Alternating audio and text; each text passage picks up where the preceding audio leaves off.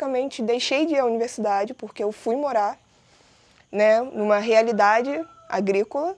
Cresci na favela do Menino de Deus, na favela localizada no centro de São Gonçalo. E ali, né, você tinha esses dois lados, assim, né, tanto do centro da cidade, mas também as características que a favela carrega. Eu fiz biologia, né, então sou bióloga e professora. E aí, dentro da faculdade, eu conheci um pouco da agroecologia. E aí, nesse movimento, você vê a agroecologia no meio acadêmico e você quer explorar ela mais, né, em outros espaços, assim. E ver como é que ela se dá, tipo, na prática ali, né, porque é muito diferente. E aí, a gente tinha um projeto de extensão lá, e aí, durante a pandemia, a gente buscou explorar isso da agroecologia, de conhecer mais e divulgar o trabalho, para todo mundo saber que, tipo, tem agricultura em São Gonçalo, a gente tem agricultor aqui, a agricultura existe e tal. Então, foi muito aproximando da feira, assim, né, da agricultura familiar. E aí, me aproximei de lá, fui conhecendo, toda semana ia lá, trocava ideia com os agricultores e tal. E aí, nesse processo de ver, assim, onde está rolando agroecologia na cidade, aí eu conheci o Dani e o Luan, né? Então, a gente trocou uma ideia do projeto de extensão, assim, de agroecologia, de SAF. E aí, depois a gente foi e começou a lidar com esse espaço aqui do assentamento. Aí a gente veio aqui, fez um manejo no Bananal, e aí foi constantemente vindo pra cá, né? Ao longo aí da pandemia, né? Onde a galera se isolou e a gente foi ver outras coisas acontecendo e viemos, né? Entramos aqui no assentamento. E aí a gente se conheceu, aí é um pouco do que a Má trouxe, né? E depois foi, aí viagem junto e tal, e vai fazendo vários manejos, né? Então, tipo, no SAF que a gente fez o SAF, conseguiu, tipo, colher as coisas e botar lá na feira também da agricultura. E aí foi nesse movimento assim, e quando viu, aí é isso, estamos aí assentados. E aí assim começa a pandemia, depois de já ter 2 anos passado pela pedagogia, ter observado assim algumas coisas que a universidade tinha como qualidade, como defeitos, assim, e botando na balança ver o que estava valendo a pena. Na pandemia, como todo mundo, né, a faculdade e a universidade teve que parar e tudo mais, eu fiz a escolha por entender, então já é. Então o que está acontecendo nessa disputa por terra e território dentro do município, né? E aí começar a se relacionar pela agricultura. E aí vem, nesse começo da pandemia, começo a me relacionar com o Carrapato e com a Inês. E aí é justamente no momento também que esse território está passando por esse processo, novo processo de auto-organização, né, na associação. E é esse momento onde essas 2 pessoas também estão na liderança, né, dessa associação. E aí nosso trabalho meio que nesse movimento de se envolver mais com a agricultura, né, entender um pouco mais da agroecologia, já acontece dentro desse processo, né, de envolvimento maior do território, né, toda uma outra estrutura. Então a gente vai meio que amadurecendo o nosso olhar, né, em torno da agricultura com essas referências, né, de pessoas que são pequenos, agricultores, né, que são pessoas, enfim, grandes, enormes, né, mas dentro da escala da relação ainda são pequenos, né. Começa em 93, 94, né, assentamento coordenado pelo ITERJ, Instituto de Terras e Cartografia do Rio de Janeiro. E aí ele vem depois, né, de um processo onde a família do Coronel Cerrado, né, ocupou esse território aqui. E aí tinham vários agricultores que faziam contratos de meieiro, né, para cultivar na terra aí metade da produção destinar ao fazendeiro. E aí só que é isso, chegou um momento que a relação já estava insatisfeita, né, o fazendeiro já queria retirar todo mundo para aumentar a sua violência, né, em torno do território, a sua violência ambiental. E os agricultores se organizaram, tá ligado? Começaram esse processo inicial de sindicato, de associação nesse momento, para lutar pelo processo de reforma agrária, para permanecer na terra. E aí acabou acompanhando um momento também do Brizola, né, na época do governo do estado. E aí meio que fizeram esse planejamento estratégico, né, de um cinturão verde em torno da região metropolitana, tá ligado? E aí esse assentamento fez parte desse processo, de se organizar esse cinturão verde. Então ele surge por aí com 147 famílias inicialmente assentadas. E uma grande parte delas já sendo famílias que já eram do território, né? Já eram os meeiros que já estavam aqui. Tinha manga, tinha goiaba, tinha laranja, tinha muita laranja, muito limão. E aí foi mudando... foi mudando, foi tornando pasto. Laranja foi, acho que, o último grande ciclo, assim, né? Questão de esses cultivares. Aqui era de um senhor chamado Seu Hermínio, né? E Dona Cristina? Seu Hermínio e Dona Cristina, que moravam aqui nesse lote. A gente chegou, né? Lidando com várias pequenas histórias, né, do território. Eu e a Lari, que estava aqui, né? Pouco antes da Amar, a gente passou por 4 casas, 5 casas, tá ligado? Vivendo um pouco com as famílias e tal. E aí teve aquela relação maior também, né? Mais associações, cooperativas, sindicatos e tal. E eu acho que a gente faz sempre essa escolha por ser essa floresta, tá ligado? Apesar das escolhas que as pessoas fizeram pela citrus, depois o pasto, depois o eucalipto, enfim, depois a areola, a gente faz a escolha pela permanência da floresta, né? Então hoje a gente continua se relacionando, tipo, com a associação, a gente chega junto, tudo mais, constrói, mas a gente tem muito cuidado. Tipo, também, às vezes, as pessoas ficam muito na dúvida, né? Porque é isso, a gente tem um assentamento aqui que foi uma política do Estado, tá ligado? E não necessariamente uma área onde veio uma galera, ocupou, reivindicou, era um acampamento, depois um assentamento, né? Uma pegada como o MST, assim, trabalha. Então, você tem um espírito de coletividade, assim, muito diferente, né? Então, tipo, dentro dos assentamentos de MST, você tem essa galera, assim, né, mais unida e tal, que vai fazer essas construções, né, mais coletivas, né? E aqui o processo foi diferente, né? Então, tá todo mundo marcadinho com seus lotes e tal, então isso também muda o trabalho que é feito, né, dentro do assentamento. Eu acho que tem mais sistemas de subsistência do que sistemas para escoamento, para falar a verdade. Muito mais, porque os sitiantes daqui, eles são invisibilizados por conta disso. Eles são invisibilizados porque eles não estão plantando em larga escala, eles estão plantando subsistência. Também tem outras coisas, assim, quando a gente fala do assentamento e tal, e dessa pegada, assim, agroecológica. A galera fica assim, usa veneno, não usa veneno, né? Então, pô, a gente tem tudo, assim, aqui dentro, sabe? Vai ter ali a pessoa que vai pegar e vai colocar um veneno no momento inicial, tipo, pra poder limpar a área.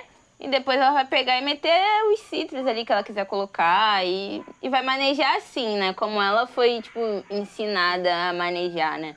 E também vai ter outra galera que sempre produziu e nunca usou veneno e bota em cobertura morta ou então faz o manejo com fogo, sabe? Então, cada um faz sua roça aqui dentro da sua realidade, assim, do que é possível, né, fazer. Então, é só pra gente ter esse cuidado de não apontar o dedo, né? Porque às vezes quando a gente vem da academia, vem muito assim, não, vamos conversar com o agricultor e falar pra ele que não pode usar veneno, não sei o que e tal. Mas, pô, peraí, vamos ver como é que ele tá trabalhando e por quê, e o que ele tá usando, né?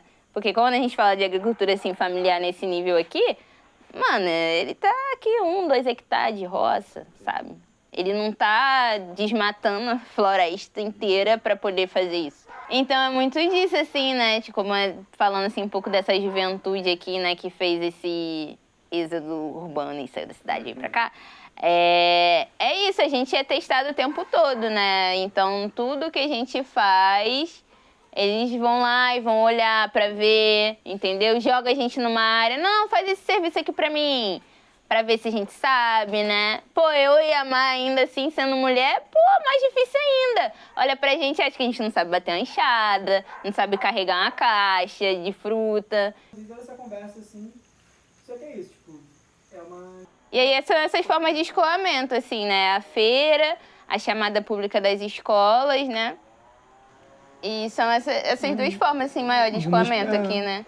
E algumas pequenas entregas, que cada agricultor também já tem sua cartela, assim. Então, sempre tem um cliente que quer X produto. Então, ele já vai entrega direta, assim, né?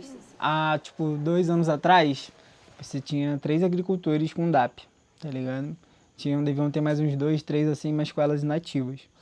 E aí, depois desse processo de organização, né, eles conseguiram emitir mais algumas DAPs, então eles já estão com quase 20 e poucas DAPs, assim, CAFs, né? Aí já estão nesse processo, já está nesse processo agora de organizar a associação para emitir a CAF jurídica, né, da associação para a associação ter autonomia no escoamento, né? E aí deixar de passar por algumas violências e assédios por parte da cooperativa também. A gente acredita que, tipo, quando tiver, né, a CAF jurídica da Associação de Produtores daqui, talvez fique mais viável esse escoamento sem sofrer e ter que se sujeitar a vários outros assédios no meio desse processo, né? Então, acho que vai dar essa autonomia, assim, que o Dani falou. Então, tipo, a Associação de Produtores tendo autonomia, beleza, assentados estão organizados na associação, eles vão lá e vão conseguir escoar as coisas de maneira mais direta, sem 10 atravessadores, sem 10 vulnerabilidades no meio desse processo. Então, às vezes tem umas reuniões, assim, tipo, quando o governo ele quer apresentar algum projeto e tudo mais, como o projeto Renda Mais. Não, produzir mais. Produzir Mais. Produzir mais Brasil. Eles vieram, aí, né, fizeram uma reunião para reunir os assentados, né, Diagnóstico, né? Faz todo o diagnóstico e tudo mais. E às vezes tem algumas reuniões assim, mas mais direcionadas para algum assunto. E tem também o grupo do WhatsApp dos assentados, eles se comunicam. Eles se comunicam mais nesse grupo, assim, mas é isso. Também aí tem essas reuniões, né, em momentos assim. Só que como, né, é um território que você não tem assistência do Estado dentro dos sítios e tudo mais, a galera acaba levando muito para essas reuniões pra gente pensar uma coisa coletiva aqui enquanto assentamento, as suas dores, tá ligado? Porque você tá ali precisando resolver, tipo, um buraco, uma vala imensa que tem na sua rua. E aí você vai querer trazer isso para esse espaço da reunião. As reuniões, tipo, elas deixam de acontecer por conta desse desgaste, em parte, né? Mas por conta também de escolhas, né? Que às vezes centralizam a articulação, movimentação política também, tá ligado? Então, é isso. Tem um lado de, às vezes, a liderança usa um discurso de, opa, não tem ninguém pagando a mensalidade, então também não tem que cobrar. Então não precisa fazer reunião, tá ligado? Mas é isso. Aí fica nesse jogo, assim, né? E aí, pô, não foi que um sábado desses a gente visitou uma agricultora aqui do lado, e aí a gente perguntando também, né, dessas questões de reunião e tal, ela falou, já tem um tempo que não acontece, né? Então é isso, não conseguiu fazer um regime direitinho de várias reuniões para poder discutir e pensar o espaço. Porque são vários desgastes, né? A gente está aí lidando aí com essa crise climática sem chover e os agricultores estão pendendo roça de milho, roça de mandioca. E aí, como é que faz? Aí como que você, numa situação dessa de perda de roça, então você trabalhou a área, você plantou, entendeu? Cuidou para chegar e você não ter esse retorno. Aí você vai pensar em se reunir para discutir alguma coisa? Onde as coisas nem sempre andaram, né? Sempre vão lá prometer falsas coisas e tal. Então isso dificulta também, né, esse processo. Mas as máquinas é isso, tipo, tem máquinas, né? Tipo, o assentamento ele ganhou. E aí mandaram pra cá, trator agrícola, mandaram 8 microtratores, 10 roçadeiras, tá ligado? Uma série de maquinários assim. Só que é isso, tipo, mandaram isso, um galpão, deixaram o restante, a manutenção do galpão, das máquinas, tudo pros assentados. Vocês lutem aí. E aí, enfim, tem aquilo, né? Nada de manutenção. Tem gente que usava bem, gente que usava mal, as coisas foram estragando, a galera armazenava mal as coisas ou usava de maneira irregular, tá ligado? Gente que não, enfim, às vezes não tem um recurso, ou também não quer pagar mensalidade, tá ligado? Mensalidade não é diária, vamos dizer assim, de manutenção. Vários entraves, né? A maior parte não tem esse recurso mesmo. Por várias vezes tentar fazer a roça, tá ligado? Usar o equipamento, e agora que tentar mais uma vez, já não tem aquele dinheiro pra bancar, mas ainda assim quer receber, tá ligado? Porque é isso, é direito, né? E não sempre ele deveria arcar com isso também, né?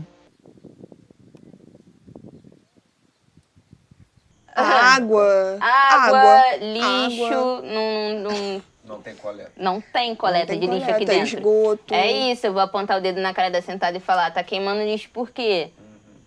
Tem coleta? O caminhão passa aqui? Se eu deixar o lixo aqui no meu portão, alguém vai passar para recolher? Não vai. Então não existe essa coleta de lixo aqui, né? Aí a gente, né, caminhando até viu, tem uma área lá que as pessoas fizeram para ser de lixo, por falta, né, dessa Aí as pessoas coisa... abrem o lixão. aí abre um lixão, aí abre uma área de queimar lixo, né?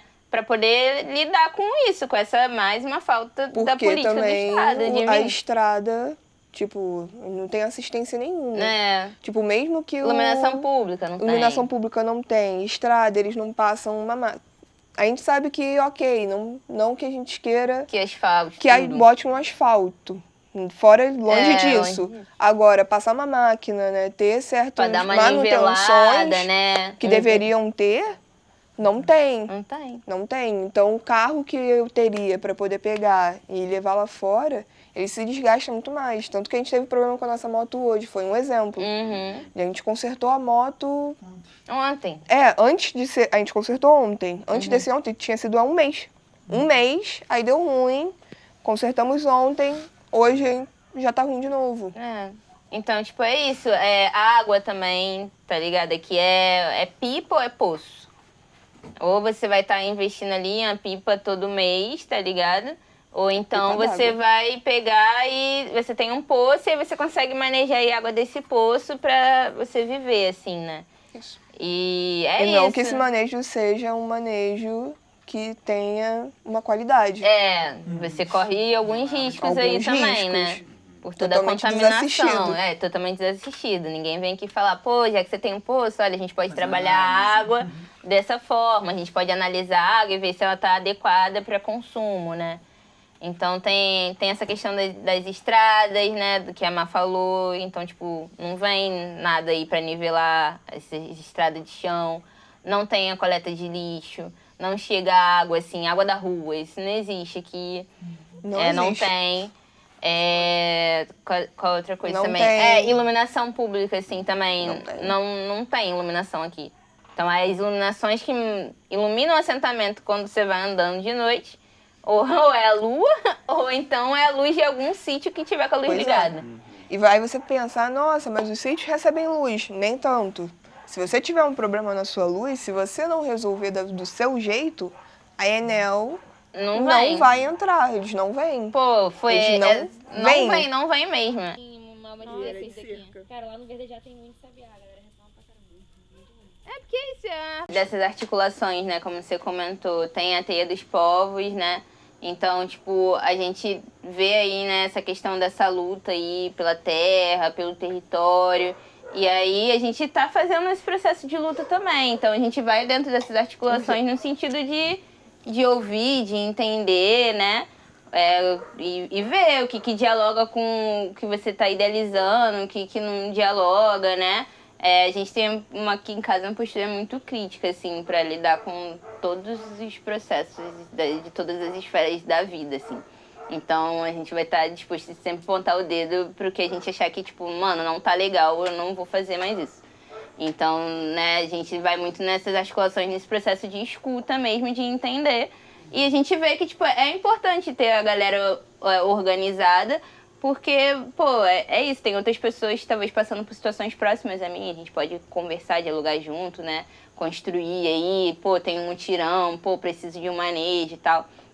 Dá pra cada um contribuir, assim, com a sua experiência, né. Aí tem a ARGE também, né, Articulação de Agroecologia do Rio de Janeiro, que a gente constrói, a gente teve uma reunião que a gente fez aqui também no ano passado.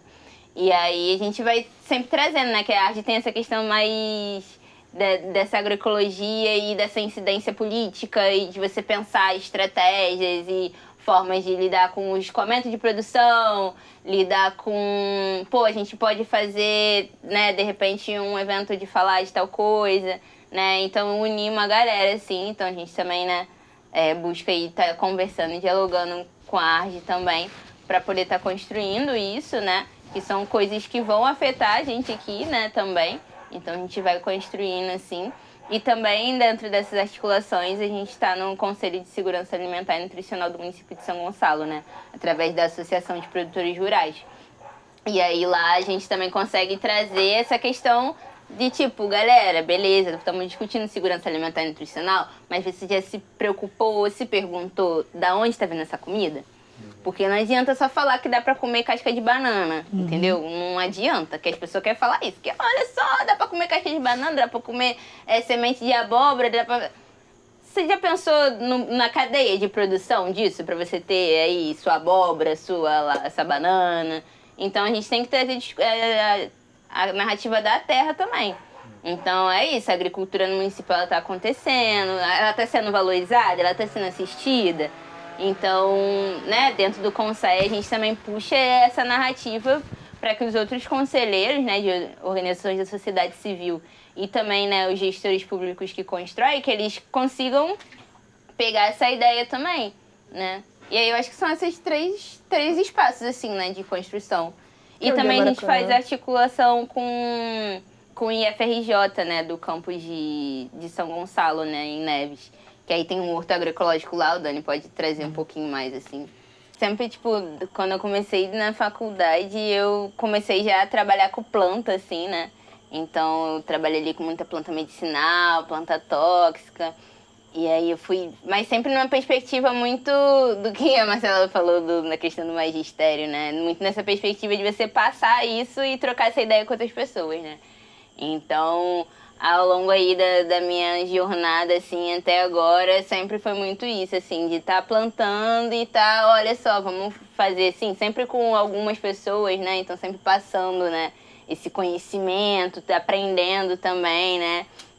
E aí eu vejo a agricultora aí iniciante, né? Que eu até brinco assim, que enquanto eu não plantar um milho crioulo e colher uma espiga de milho crioulo para eu comer, eu ainda não vou ser agricultora completa. Tem que ter um milho crioulo. Tem que ser o crioulo. Tem que ser o crioulo, o outro não pode. Tem que ser o crioulo, um colorido assim, enquanto eu não plantar todos eles e colher várias espigas e comer. Ainda vai estar faltando, né? vai ter a própria genética, vai estar faltando aqui um pouquinho no meu coração, assim. Mas é isso, essa agricultura aí iniciante, sabe? E aí, sempre as pessoas fazem essa pergunta assim, e aí, você se considera aí um agricultor, uma agricultora familiar? Aí você fica assim, será que eu sou agricultor mesmo? Não sei, aí é isso, eu tenho que ir a mão calejada também, né? Eu já, boto na mão na cabeça e falo, já colhi caramuela, já colhi cenoura, já, colhi coentro, né? Colhi um monte de planta, né? Vi várias árvores crescer, peguei bananeira e tal. A gente fala será isso, que eu mas sou mesmo como assim, se a gente não né? trabalhasse com isso. A gente trabalha prestando serviço de manejo há quanto tempo? Sei lá, uns anos. Uns anos já, né? E ainda assim é uma coisa que você ainda fica... assim a gente sempre vai se olhar e aí? Falar, eu sou mesmo? Aqui, tem ó. que reivindicar. Tá ouvindo para mim? A roçadeira de fundo. Essa roçadeira de fundo aí é a característica Galinha. que faltava aqui, ó, pra compor aqui. Que é isso, é rural. E a gente tem que reivindicar, assim, que tem área rural, sim, dentro de São Gonçalo, né? E ela tem que ser reconhecida enquanto área rural, né? Então, porque às vezes é muito olhar de, uma área periurbana, né? Então, às vezes as pessoas olham pra cá e acham que é uma área periurbana, porque não tem mais roça em São Gonçalo. Roça chama os bairros que é mais longe, então qualquer buraco de São Gonçalo é uma roça. Mas calma aí, né? Tipo, essa área aqui, né? Ela tem essa característica rural de agricultura, né? Então, é para ser considerada aí frente a todas as esferas que é uma área rural, né? E o nosso discurso não é sustentável, é agroecológico. Então, a gente já sabe, a gente já tem subentendido muito entre nós que a floresta ela é manejada. Sim. Entendeu? A floresta ela não tá aí porque ela cresceu sem pessoas. Sim. Tá ligado? Tem muita gente que tem uma visão de floresta, de preservação, afastado das pessoas. A preservação, ela não é afastada, ela é com as pessoas, porque as pessoas precisam estar ali interagindo, né, com esse ambiente.